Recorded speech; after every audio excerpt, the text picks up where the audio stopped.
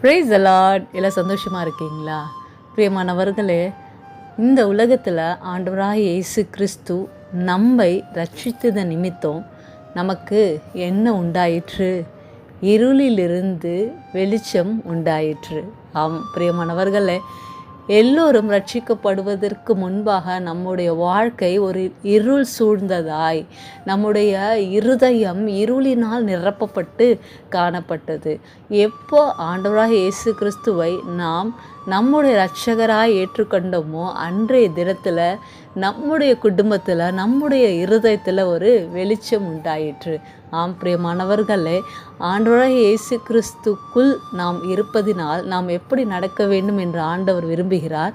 வெளிச்சத்தின் பிள்ளைகளாய் நடக்க வேண்டும் என்று ஆண்டவர் விரும்புகிறார். ஆம் பிரியமானவர்களே, எபேசிய நிருபம் 5வது அதிகாரம் 8வது வசனம் இப்படியாய் சொல்கிறது: முற்காலத்தில் நீங்கள் அந்தகாரமாய் இருந்தீர்கள், இப்பொழுதோ கர்த்தருக்குள் வெளிச்சமாய் இருக்கிறீர்கள், வெளிச்சத்தின் பிள்ளைகளாய் நடந்து கொள்ளுங்கள். ஆமேன். இனி நம்ம எப்படி நடக்க போகிறோம்? வெளிச்சத்தின் பிள்ளைகளாய் நாம் நடக்க போகிறோம். ஆமேன். கர்த்தர் உங்களையும் உங்கள் குடும்பத்தையும் ஆசீர்வதிப்பார். ஆமேன்.